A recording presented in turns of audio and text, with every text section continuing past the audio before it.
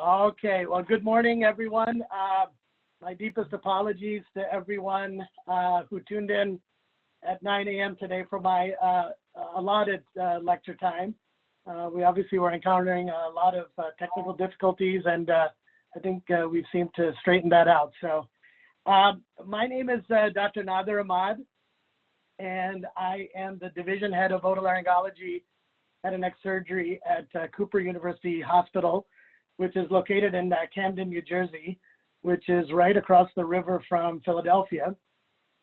I am also the program director of a newly accredited residency training program in Oto HNS that started in July 2019. Before I start, I want to wish all of you and your loved ones the best of health during this very surreal and uncertain time. This meme really encapsulates my training and management philosophy. Although my first resident, Luke, is actually taller than Darth Vader, so that might be a tough proposition to do for him, at least. And then Lord Vader also has some further profound advice for all of us. So I think these memes help us to have a lighter thought about things in a very anxious and uncertain time. So the topic of paranasal sinus malignancies is actually a very vast topic, remarkably so considering how rare these tumors are relative to the other ones that we generally know much better about and usually have at least some reflexive information on our fingertips about.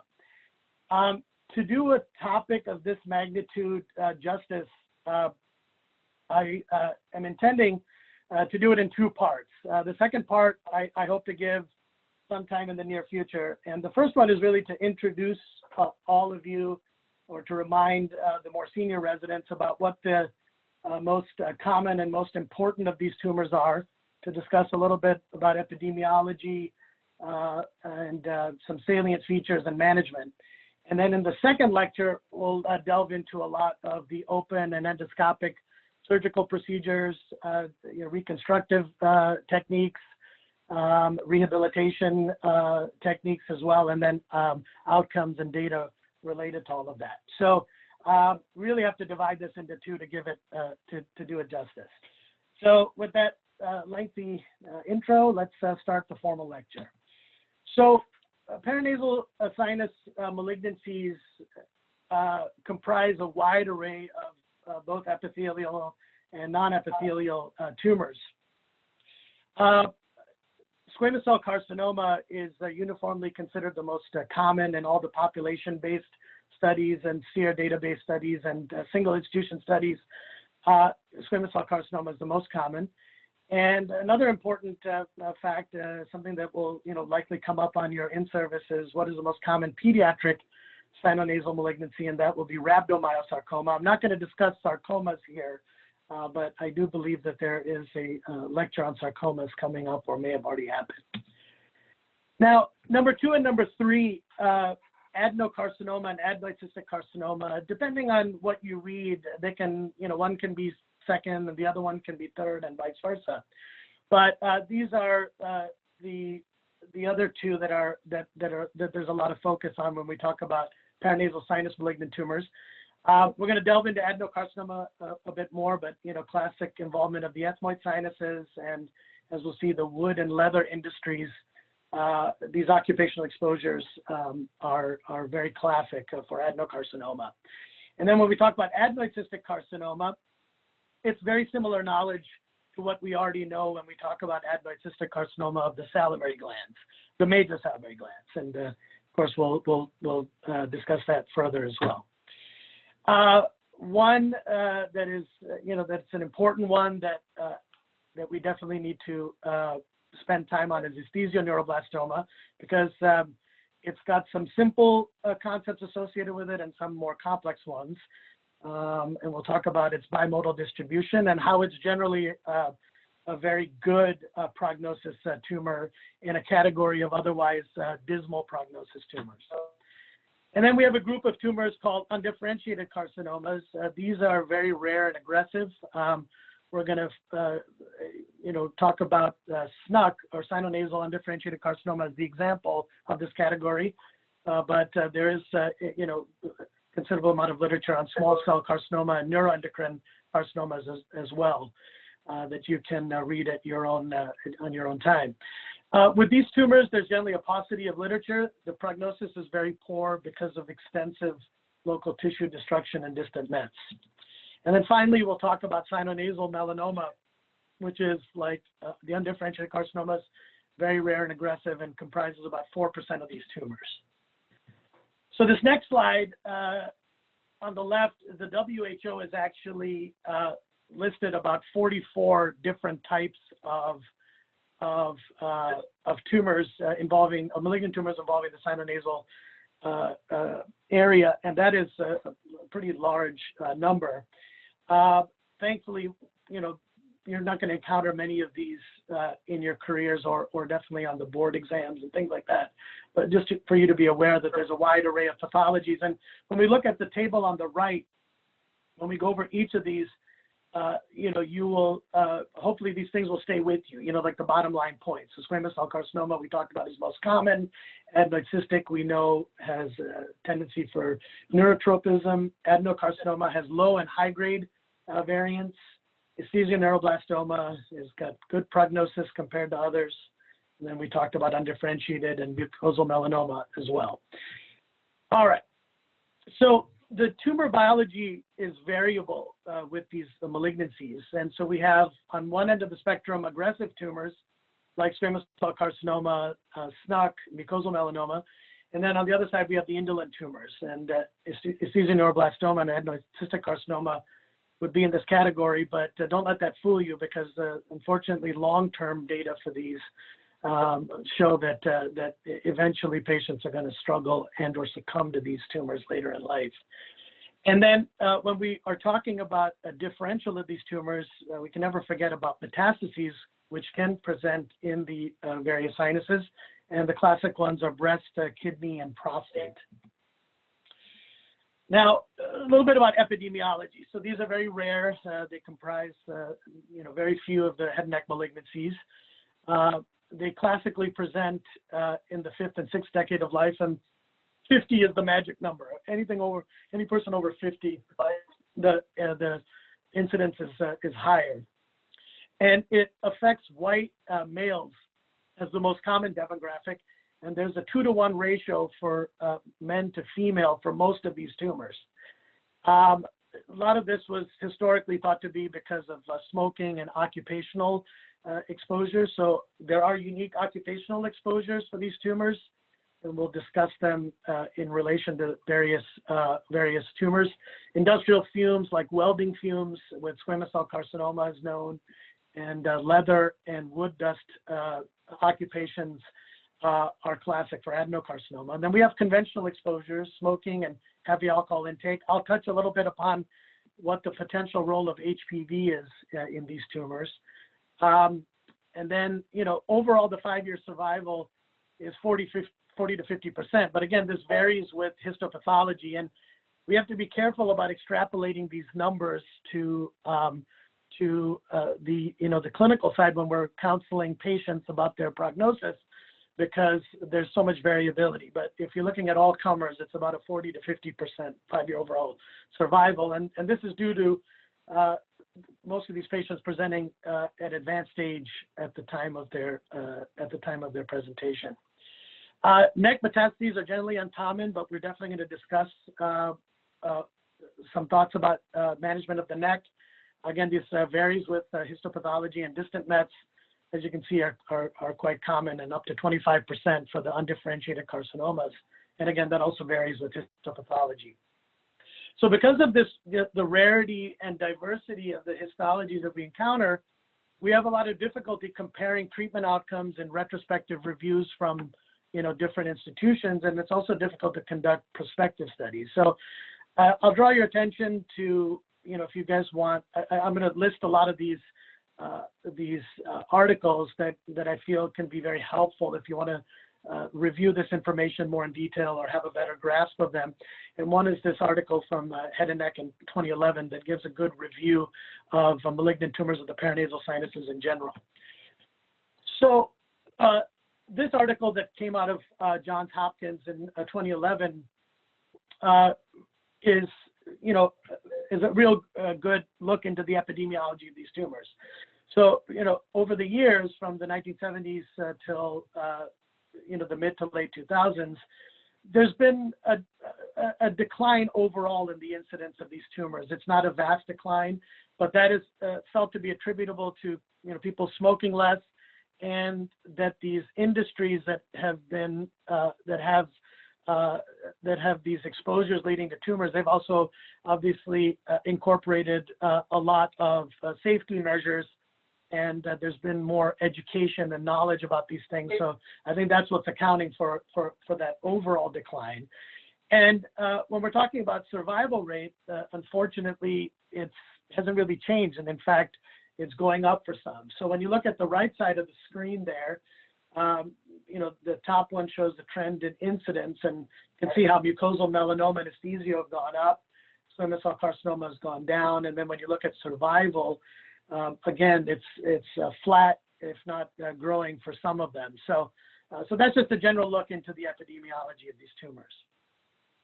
So we talk about location of these tumors. Maxillary sinus is the most common.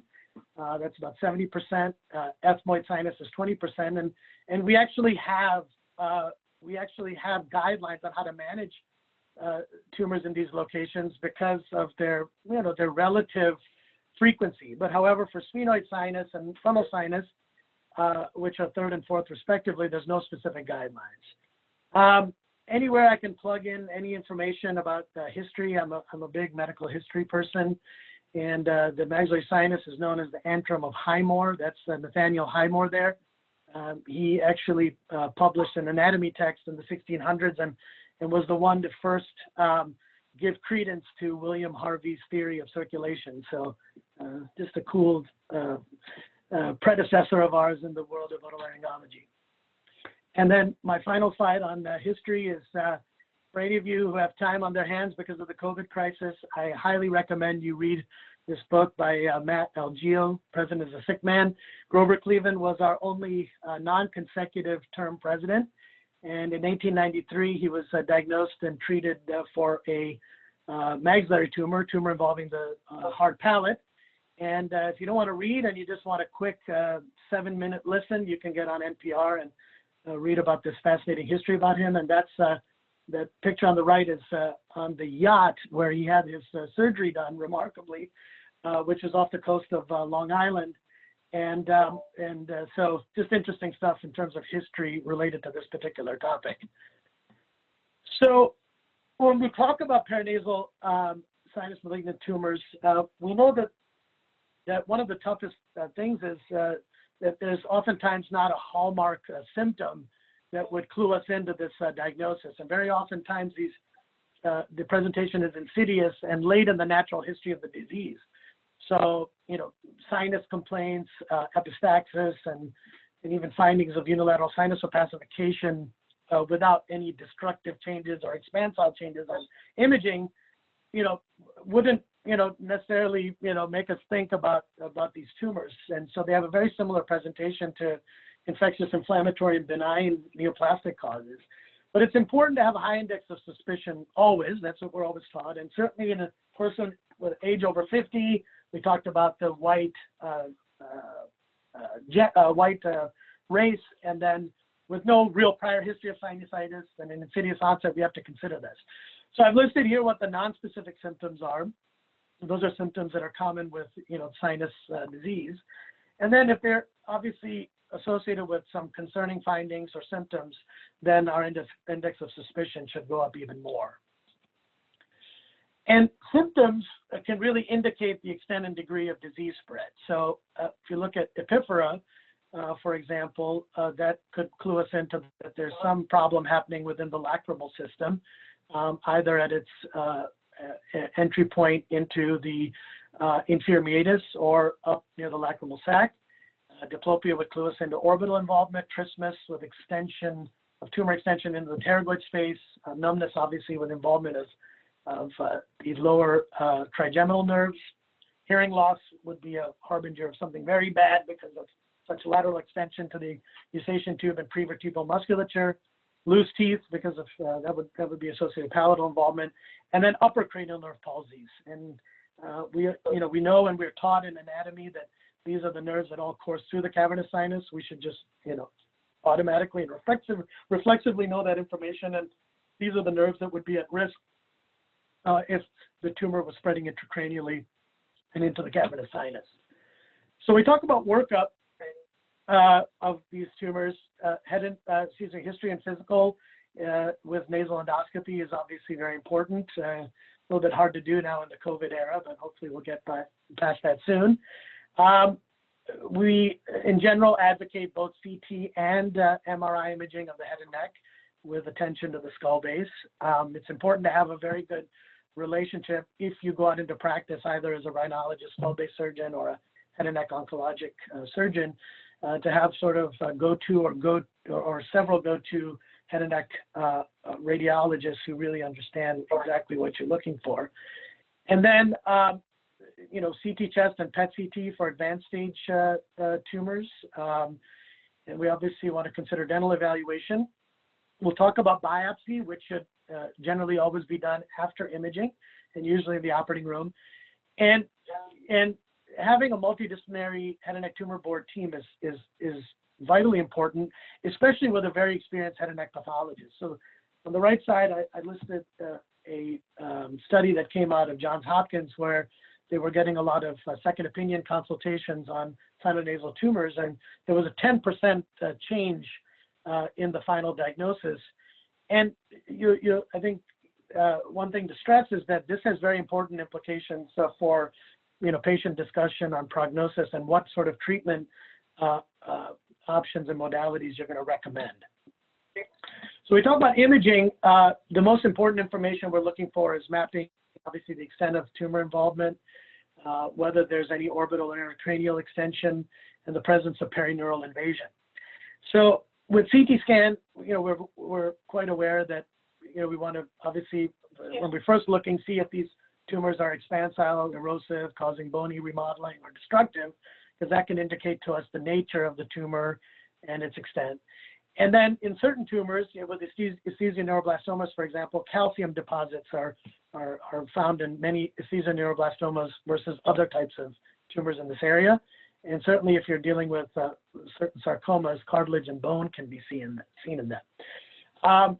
For CT scan, just like with MRI, you want the multiple views, axial, coronal, sagittal, not only for getting proper anatomic detail, but also many times for preoperative planning, whether that's with image guidance or for reconstructive purposes, plating, things like that. The major limitations of CT scan is that it's hard to distinguish the tumor from post-obstructive fluid changes, and also difficult to distinguish tumor from things like the periorbita, dura, and other tissue planes. When we're talking about MRI, we're well aware that it's got excellent soft tissue detail, and it helps to differentiate tissue densities and is vitally important in the workup of paranasal sinus tumors. And when we talk about PET CT, the role of PET CT is really not to assess the primary site, because there's always going to be increased FDG uptake due to sinonasal inflammation that coexists with these tumors, and that really confounds interpretation. But really, we're looking at its role to detect distant Mets, to some degree regional Mets as well, and for pre-treatment staging and post-treatment surveillance. And that applies for most of the other tumor sites when we're talking about PET CT. So let's talk just a little bit about the imaging. So CT on the left, they're, again, pretty straightforward. You can see the attachment of where the middle turbinate is to the skull base, and where that attachment is, that space between that attachment and the nasal septum. If you go all the way up there, that's the olfactory epithelium, and then below that is the olfactory cleft, and then extending laterally would be the fovea ethmoidalis. And so again, just basic anatomy. And then when we look at the MRI images, so just a simple primer for the junior level residents. So when we talk about T1 weighted images generally show fat is bright, and tumors are not generally necessarily, well delineated. And gadolinium administration can really enhance these tumors, and fat suppression can also help with these images. So if you look at the the left-sided images, the left side image of the MRI, the coronal, and then below it the axial, that is a T1 weighted image. Sorry, that's a T2 weighted image with the with the eyeballs bright on the MRI. And I can show you that you can see a clear plane between the tumor and the periorbita. But when you go up higher, where the tumor potentially is extending intracranially but extradurally, you don't have as much of that information that you need to really know to what extent the tumor is up there. And then when you add the T1 weighted images with gadolinium enhancement, now you can clearly see the enhancement of the dura on the coronal view on the right side, and then on the sagittal view as well. So that tumor there is intracranial but extradural. And then when you go to the right side all the way, you'll see that now the tumor is both intracranial and beyond the dura. So, and that's again a T1 weighted image with gadolinium. So if you're thinking about MRI, you obviously want to get all the different sequences, but T1 weighted image with gadolinium enhancement is an important one to give you initial, at least, idea of the tumor and its extent. So we're talking about biopsy of these tumors. We're generally wanting to avoid in-office biopsies because of the potential for significant or catastrophic bleeding and a CSF leak. That's why we're always told to get imaging to rule out an encephalocele or vascular tumor. When you read books, they'll often tell you that you can do a Valsalva maneuver to see if these tumors swell up. But in reality, I think practically we're always going to get imaging for these before biopsy. And one of the dictums of the biopsy is really to avoid violation of planes and approaches that would the complete resection. So things like, Caldwell-Luck approach to the maxillary sinus, or a Lynch incision, for external ethmoid access, generally not advocated because of contamination of the cheek soft tissues from tumor potentially. And certainly endoscopic approach is probably the best, is not probably, but is the best approach. And we can usually achieve these via maxillary antrostomy for the maxillary tumors and ethmoid tumors, and then sphenoidotomy for the sphenoid tumors. And then you can consider CT-guided biopsy for difficult to access tumors, but this is generally rarely done. Now, we talk about staging for paranasal sinus malignancies. There are numerous systems, and there's been a remarkable amount of literature devoted to this. We're going to see that with certain tumors like Esthesioneuroblastoma, the staging, there's a dizzying amount of staging systems, but I'll try to simplify it and dumb it down. But the challenges of any staging system is, how do you have a system like an AJCC TNM system that encompasses, the various heterogeneous tumors and their specific complexities. So the first, staging was really Ongren's line, and that's on the next page. So for the junior level residents, we should always commit this to memory, that this is a imaginary line that extends from the medial canthus to the angle of the mandible. This was described in 1933 by George Ongren, who was a Swedish otolaryngologist. And in his study, he noted that tumors that were superior and lateral, termed superstructure tumors, had a poor prognosis, as they had more ready access to invade the orbit, intracranial cavity, etc., versus the infrastructure tumors.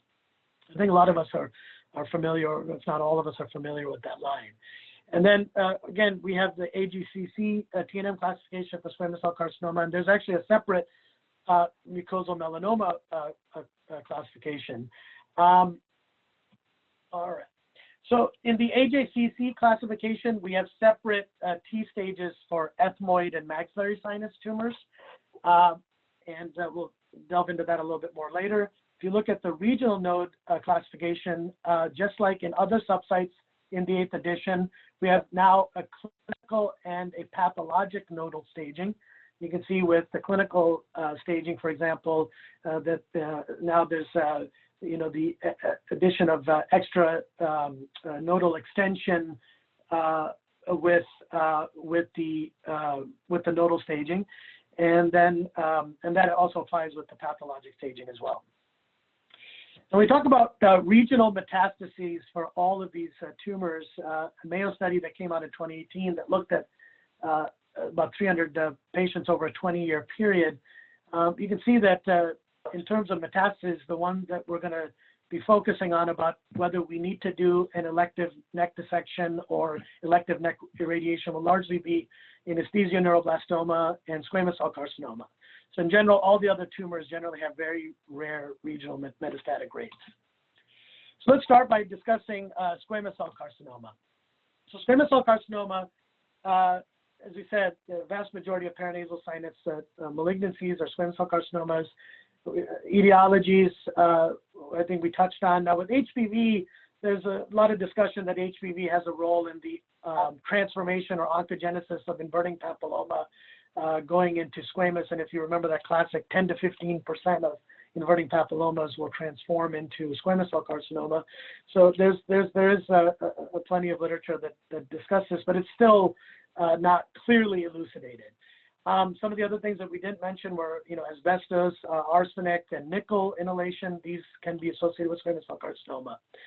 85% of these tumors present at an advanced stage, but only 10 to 15% have clinically evident or N-positive disease, the nodal positive disease at presentation. But overall, it's probably more close to 30%. And if you have nodal involvement and certainly distant mets, that portends a poor prognosis for these tumors. And as you saw in that initial slide of those population studies, the incidence of this is declining overall, and we attributed that to a decrease in smoking and better occupational understanding of the risk factors. These are some of the studies that have looked at incidence and survival data, and most of them will say that incidence has declined over time, but overall survival we really haven't made a dent into. Now there was an era when we started doing open craniofacial resections. Obviously there was a marked improvement at that point, but since that time, even with the advent of endoscopic procedures, we're not seeing a huge improvement in survival for these patients. So we look at imaging, as with all tumors, perhaps except for sinonasal mucosal melanoma, there's really no pathognomonic gross appearance of these tumors. They're generally, friable, fleshy, erythematous, polypoid. So there's nothing that really clues you into them. But if you look at the image on the left, you can see that this tumor, which is squamous cell, is quite extensive and extends up into the intracranial cavity, and has also extended in sort of focus is more in the sphenoid on that figure C. And on the right side, we can see that it's very destructive. It's extending into the cheek soft tissues, into the pterygopalatine fossa, and into the infratemporal fossa. So that's a lot of times how these tumors present when they're at their advanced stage. So as far as squamous cell carcinomas, as with all tumors in the paranasal sinuses, surgical resection is the preferred modality. Chemoradiation therapy, as we'll see, is not generally advocated as first-line therapy for these tumors, except for in T4B unresectable tumors. But for T1 to T4A, surgical resection is what is recommended. When you have early-stage tumors with negative margins in squamous cell carcinoma maxillary sinus, these can actually be observed with close surveillance. If there's positive margins, the intent is to try to re-resect to negative margins. And if there is past showing perineural or lymphovascular invasion, then the consideration of adjuvant therapy comes into play. And generally, adjuvant radiation therapy is for T1 and T2 tumors when we can't re-resect them if there are positive margins, and for T1, T2 tumors with PNI or LVI, as mentioned above. And adjuvant chemoradiation therapy, just like with tumors, the classic mucosal malignancies of the upper aerodigestive tract, we give them for positive margins, and that was wrong, not intracranial. It would be for extranodal for nodes, but for us it would be for the paranasal sinuses if there was intracranial extension. You can consider a definitive chemoradiation therapy for newly diagnosed advanced stage tumors. It can be considered, but generally it's in patients who decline surgery and are poor surgical candidates. And for T4B tumors, consideration of enrollment in a clinical trial is important. When we look at ethmoid sinus tumors, there's a little bit of nuance difference. As we talked about, there is a difference in the staging of these. Surgical resection is the preferred modality, again, for almost all the tumors. And adjuvant radiation is recommended for all of them except for T1 with negative margin and favorable pathology. And that's just because these tumors are not easy to get negative margins around. And also because they can act aggressively. And again, adjuvant chemoradiation therapy we talked about would be the same indications for maxillary squamous cell, same with definitive chemoradiation therapy being offered as first-line therapy, same as in maxillary sinus squamous cell. Now, the treatment of the neck for clinically positive nodes, I didn't mention that for maxillary sinus, but I will later on. You will definitely do a therapeutic neck dissection for a person who has clinically positive nodes and node distant mets, but this is very rare for ethmoid tumors in general. And for T4B tumors, just like with the maxillary sinus squamous cell carcinoma, enrollment in a clinical trial, apart from just the definitive radiation or definitive chemoradiation, that should be strongly considered. Now, when we talk about, we mentioned about regional metastases in general in an earlier slide, but when we're talking about more detail in terms of where these tumors spread to, the lymph node basins that are most at risk are level 2, followed by level 1. We always have to think about retropharyngeal nodes being potentially involved, but in most of the series, they're not as prevalent as the upper cervical nodes are. And, the bottom line is the management of the N0 neck remains controversial. We know that if it's an N-positive neck at presentation and there's no distant metastases, that we're going to do a therapeutic neck dissection, but is there a role for elective neck dissection? That's really, again, up for debate. And from my discussions with people, most people do not do it, but you can certainly consider elective neck irradiation for locally advanced disease. And then this paper that came from Dr. Shah in the current opinion of otolaryngology surgery in 2015 that summarized sort of the 5 points from there that elective treatment of the neck really is only justified in advanced stage tumors of the maxillary sinus, and again with ethmoid sinuses, the prevalence of nodal disease is quite low, so we don't generally consider elective neck irradiation in them. And sadly enough, even with or without treatment, there's going to be a considerable relapse in the neck, which portends for a poor prognosis and poor survival. So there's a lot of people thinking that it's probably best to consider elective neck irradiation to prevent this, and some people will say that it doesn't really affect the survival. As we saw in those population-based studies, that survival really hasn't changed, irrespective of what treatment modality you throw at them at the current stage. So the next one is adenocarcinoma, and adenocarcinoma, when we're talking about it, it's a non-salivary type adenocarcinoma. This can arise from respiratory epithelium or seromucinous glands. They're divided into a non-intestinal and intestinal type. The intestinal type, which is the acronym is ITAC, is actually more common in Europe versus here. The reasoning for that is not entirely clear, but it's probably related to occupational exposures. But it is the most common type overall, and it classically involves the ethmoid sinus. And this is the one that we think about with the occupational exposures. These tumors are very much like colorectal carcinoma in that they're aggressive and metastasized to nodes, And the 5-year survival for these is approximately 50%. And the most indisputable causes are wood dust and the leather tannin dust. Wood dust confers up to about a 900-fold increase in risk, which is pretty remarkable. And majority of these patients present in advanced stage, just like with squamous cell carcinoma. So, these are pictures of adenocarcinoma. As you can see, they form these tubular or papillary frondy type of sort of a pathologic picture. And these are the various immunostains that are associated with them. Surgical resection is preferred modality for all these tumors in general. And we give adjuvant radiation therapy for advanced stage tumors, and they can be avoided in early stage tumors with negative margins. And there's really no randomized controlled trials that have looked at the benefit of adjuvant radiation therapy because, again, generally these tumors are overall quite rare. This is a good article to read that came out of MD Anderson in 2013, and basically this shows that these tumors overall have a relatively favorable prognosis. We talked about an overall 50% 5-year survival rate, which is decent for sinonasal malignant tumors. Not as high as 80% with esthesioneuroblastoma, but not as bad as the others. And clearly poor prognosis with these tumors is related to advanced stage and involvement of the sphenoid, sinus, or skull base invasion and high-grade pathology.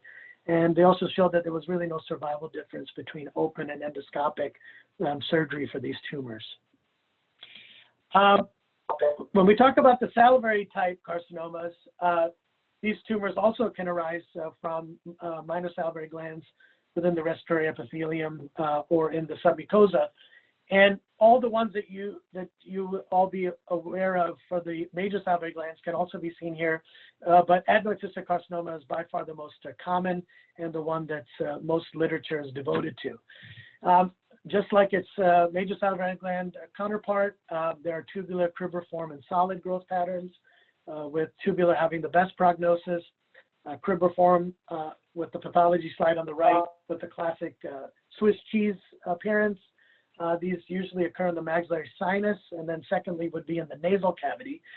And there's, again, a high rate of perineural invasion and skull base invasion with these tumors, and the specific nerves that are involved are V2 through the foramen rotundum, V3 through the foramen ovale and into the Meckel's cave, and the Vidian nerve through the canal, the Vidian canal. This one has slightly more predilection for females. It's associated with slow growth and sort of a relentless behavior. It's locally aggressive, but but again, the key thing with this is that the 5-year survival is quite good because of the slow indolent growth pattern. But then things start to change considerably after 10 to 15 years, and that's oftentimes where you'll get distant metastases with lungs as the most common site, followed by bone, liver, and brain. So, there's the rate of metastases really increases over time versus squamous cell carcinoma, which will usually present with distant metastases very early after presentation. So, again, surgery is the mainstay of treatment, as it is with all the other paranasal sinus malignancies, but really multimodality treatment is needed for these. Negative margins are very difficult to achieve with adenoid cystic carcinoma. The standard approach really is surgery followed by radiation therapy, and that confers, the 5-year survival and disease-specific survival of about 63 and 71% for the MD Anderson Cancer Center experience that was discussed in 2007. Lymphatic spread is very uncommon, but there have been reports that occult mets can occur in up to 15%, but we generally don't manage the neck either with elective neck dissection or elective neck irradiation. Imaging of these, again, they're generally locally aggressive and extend up to the skull base. With CT scan, they can show widening of the foramina and oftentimes enhancement of the nerves as they're coursing in and out of the skull base. Now, I'm going to devote most of the remaining time to esthesioneuroblastoma. Esthesioneuroblastoma is also known as olfactory neuroblastoma. This was first described by by a group of French neurosurgeons in 1924. It comprises a very low amount of the paranasal sinus tumors, but a very disproportionate amount of literature has been devoted to it. These are derived from neural crest cells in the olfactory epithelium. There's a bimodal distribution with peaks in the second decade and in the fifth decade, but most of them are in the latter. There is a slight male predominance, as with all of the tumors except for adenoid cystic. And the most common location would be obvious. It would be where the olfactory cleft or olfactory epithelial area is. But you can get ectopic locations as well. So it's just a little bit of information to know. These tumors are generally radiosensitive, and compared to all other paranasal sinus malignancies, they have the highest 5-year survival rate. In terms of imaging, this cartoon sort of depicts where these tumors are classically located in that area of the olfactory cleft. And again, there's a picture of it there. And these can often just look very nonspecific, polypoid, friable, nothing that's pathognomonic about these, at least grossly. Then when we get the gadolinium enhanced T1 weighted image, we can see a little bit more detail about these tumors. And again, there's a tumor extending into the intracranial cavity, which it very commonly does just because of the location of where it's at. And again, that's another depiction of it. And then another one there.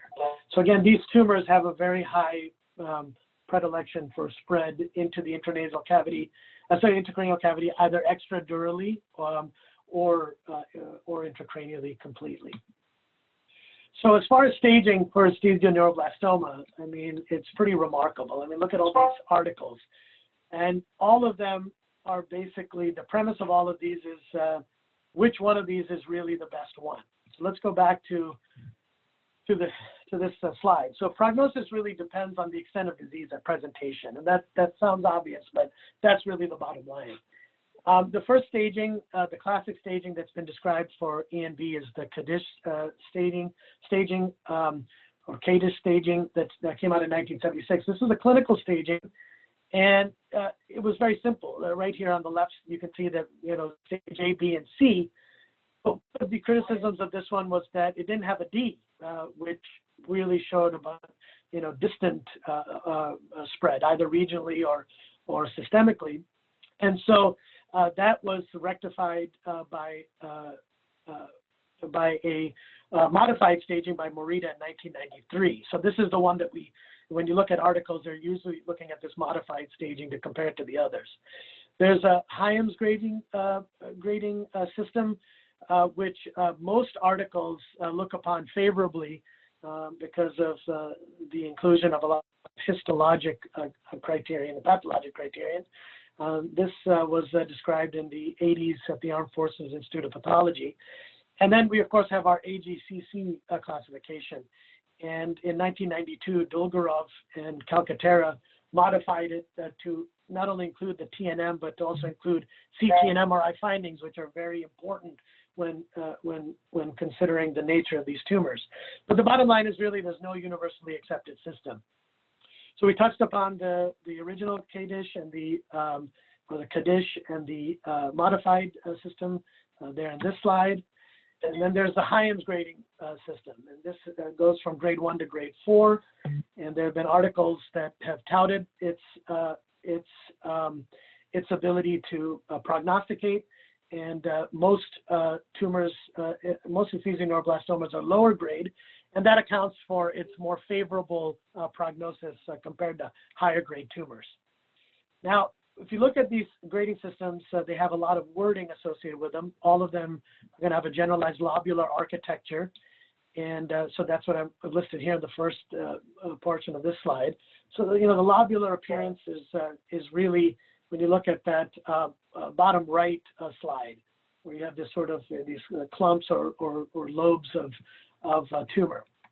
But when we look at the other things, these are some of the things, if we remember from histology when we were in medical school, the Homer Wright pseudo rosettes and the Flexner Wintersteiner true rosettes. And I think this is important to devote a little bit of time to. So, and how it applies to the Hyams grading system. So when we talk about pathology of these, it's probably, apart from adenoid cystic carcinoma, the one that you really, should be aware of because of the, propensity for this to be tested in an oral board or in a written board or in service. So as I said, lobular appearance. These esthesioneuroblastoma have small round blue cells. And what does that mean? That means that these cells are round, of course, and they're blue because of the dense chromatin, and they have, not much cytoplasm or very inconspicuous. And one of the, classic questions that I like to ask my residents and trainees are to give me a differential of small round blue cell tumors, and you can use a mnemonic Mr. Sleep to look at it. But this is an important thing to consider because it has implications. So if you don't have an expert histopathologist who can distinguish this from those other tumors, again, that has a lot of implication in terms of patient discussion for prognosis and what sort of treatment modality you'll employ. We mentioned in the CT discussion that microcalcifications can be seen with esthesioneuroblastoma, and really the hallmark is these rosettes and pseudorosettes, which I'll come to in a second. There's a very high misdiagnosis rate, and it's because small round blue cells can be confused for other, are common in other tumors. So really there are some immunohistochemical stains that help our expert histopathologists to distinguish these. And when you look at them, it's important, right? We talked about how the 5-year survival rate when we're discussing prognosis varies among these different small round blue cell tumors. So the esthesioneuroblastoma at 80 to 90%, and then you look at the dismal rate for a small cell carcinoma. All right, so again, the Homer-Wright pseudorosettes and the Flexner Wintersteiner rosettes, true rosettes, are sort of the interesting hallmark of these. So I put up some slides showing them, and you can see those arrowheads pointing to the pseudo rosettes. And what a pseudo rosette essentially is that there are the cells that are encompassing what is called a neuropil. These are extensions of nerve tissue and cytoplasmic tissue that are in there. But the difference between that and Flexner Wintersteiner is that instead of having any neural tissue or neuropil in there, it's actually just cytoplasmic processes.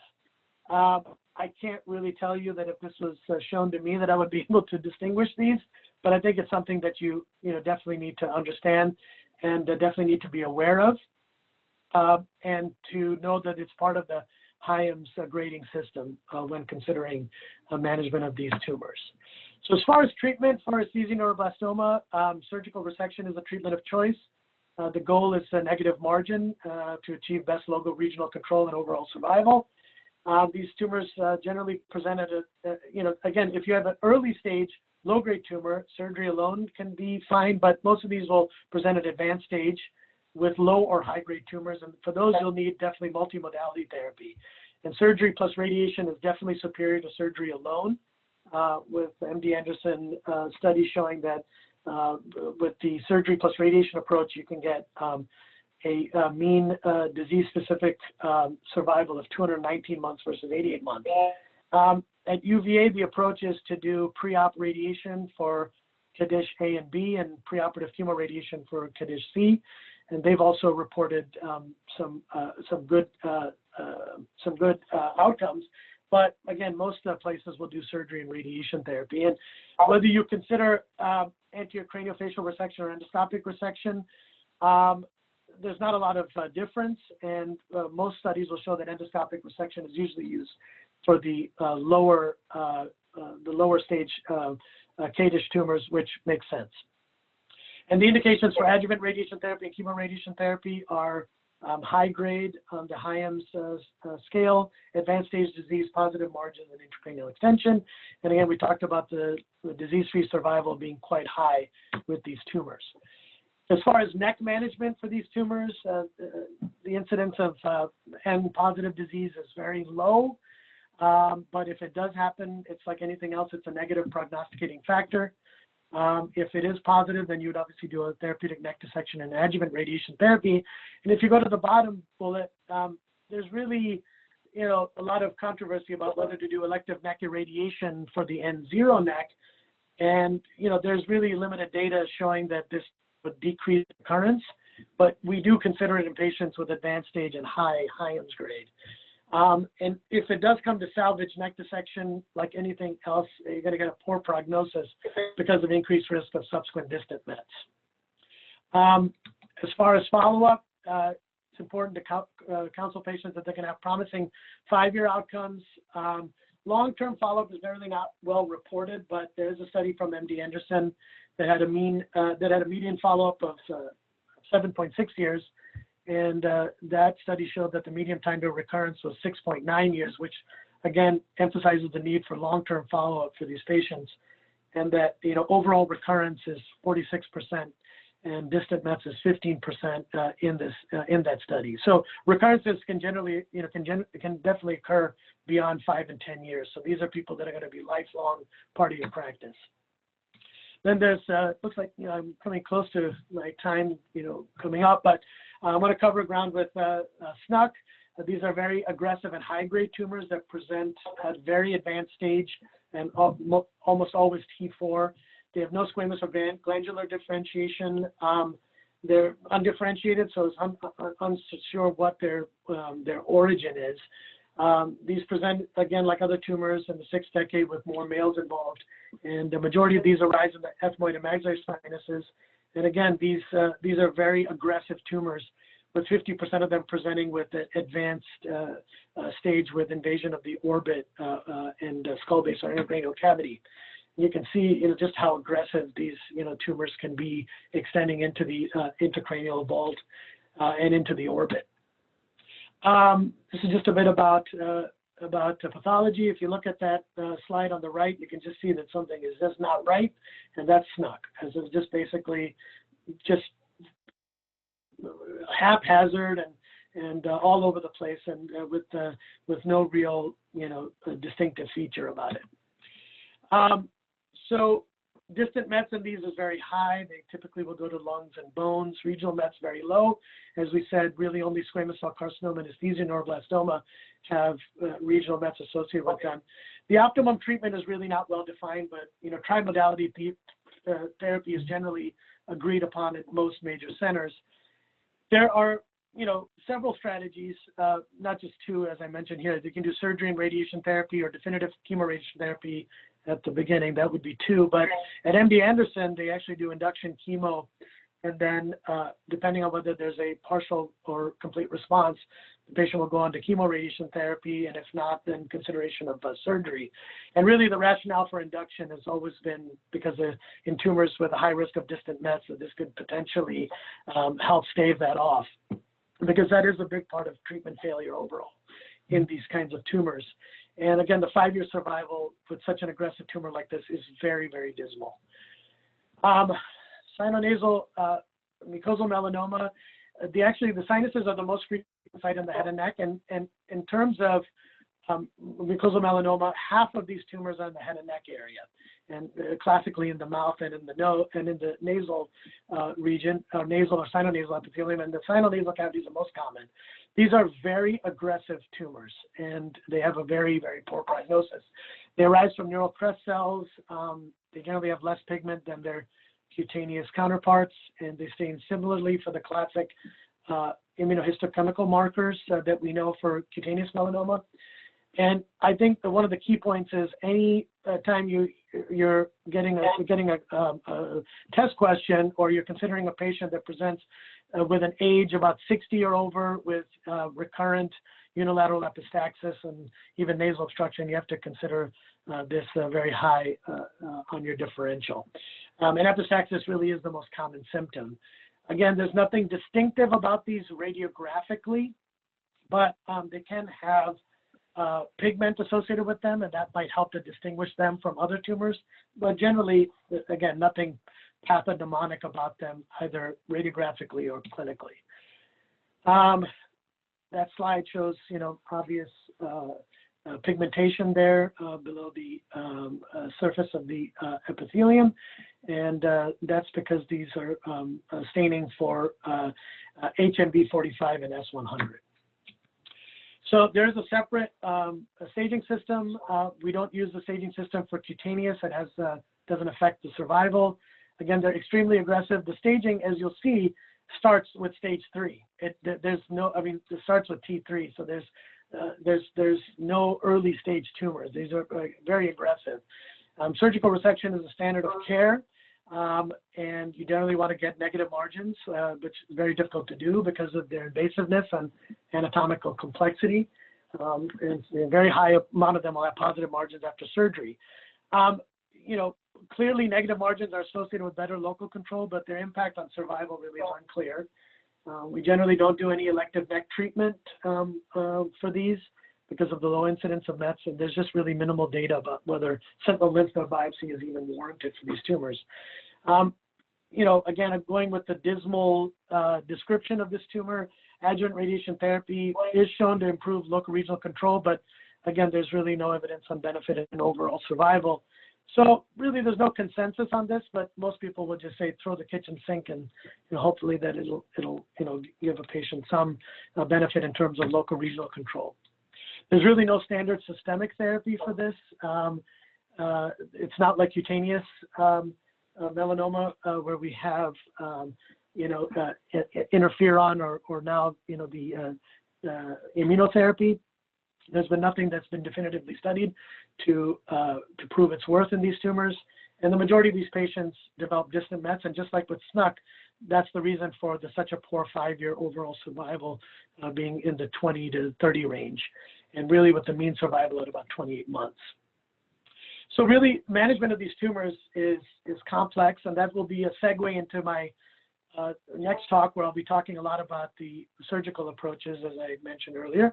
But you really need a proper multidisciplinary team and people with a lot of expertise and understanding of the nuances of these tumors to really optimize and individualize care for patients. So I'm not going to go through the NCCN guidelines, but they are a great reference for you. I think it's just important that all the residents understand what the bottom line of these guidelines are. So these are basically treatment recommendations categorized by levels of evidence and consensus amongst panelists. And every single recommendation that we have looked at, for us, is generally a category 2A level recommendation or guideline. So we don't have any category 1 recommendations for sinonasal malignancy. There's no really high-level evidence. We talked about how these are rare and heterogeneous, so we don't have a lot of good prospective data for this. And what we do have is a lot of consensus with lower-level evidence, and that's what we talked about, for example, with the mucosal melanoma. That for most of those patients, when you do a resection, either with negative margins or even if there's positive margins and up to 20% or more, you're going to give them radiation. That's generally member consensus. So for most of ours, category 2A are the recommendations. And interestingly, there's quite a few pages in the guidelines that have been devoted to these tumors. So you have about 4 for maxillary sinus tumors. These are great, and they really summarize what I talked to you guys about regarding the maxillary sinus tumors, especially squamous cell, and also ethmoid sinus tumor, same thing. And then there's something separate on mucosal melanoma as well. You can see how they all start at stage 3, T3, and 0 at minimum. So, we're just going to conclude by, talking about the follow-up. So surveillance follow-up visits are similar as in other head and neck subsites.